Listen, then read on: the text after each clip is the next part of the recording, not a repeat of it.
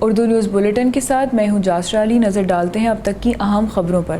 سعودی عرب نے انسانی بنیادوں پر 50,000 افراد کو شہریت، جبکہ ملک میں غیر قانونی طور پر مقیم 8 لاکھ افراد کو اقامے جاری کیے ہیں۔ یہ بات سعودی عرب نے UN ریفیوجی کمیشن کے تحت منعقد ہونے والی جنیوا میں عالمی کانفرنس کے دوران کہی۔ سعودی عرب میں نامعلوم والدین سے پیدا ہونے والے بچوں کو فوری طور پر شہریت دی جا رہی ہے اور سرکاری طور پر ان کی تعلیم اور پرورش کا اہتمام بھی کیا جاتا ہے۔ بلیٹن میں دوسری خبر شامل کرتے ہیں جس کا تعلق غیر ملکیوں کے بچوں سے ہے۔ سعودی مانیٹرنگ اتھارٹی نے غیر ملکیوں کے بچوں کو بینک اکاؤنٹس کھولنے کی اجازت دے دی ہے، جس کے سلسلے میں باقاعدہ سرکولر بھی بینکوں کو جاری کر دیے گئے ہیں۔ مانیٹرنگ اتھارٹی کا کہنا ہے کہ غیر ملکیوں کے بچوں کے اکاؤنٹ کو مشروط طور پر کھولا جائے گا، جس کی باقاعدہ نگرانی بھی کی جائے گی۔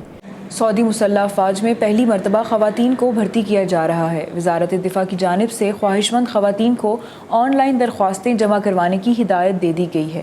وزارت دفاع کا کہنا ہے کہ خواتین کو عام سپاہی، سٹاف سارجنٹ اور میجر کے عہدوں پر بھرتی کیا جائے گا۔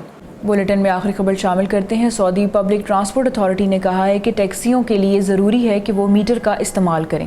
مسافر کو بٹھانے کے بعد اگر وہ میٹر نہیں چلائیں گے تو ایسی صورت میں انہیں مسافر کو مفت لے کر جانا ہوگا۔ پبلک ٹرانسپورٹ اتھارٹی کا کہنا ہے کہ اس حکم کا اطلاق پبلک ٹیکسیوں، ہوائی اڈوں پر موجود ٹیکسیوں اور فیملی ٹیکسیوں پر کیا جائے گا۔ یہ تھی اب تک کی اہم خبریں۔ مزید دیکھنے کے لیے ہماری ویب سائٹ وزٹ کریں urdunews.com۔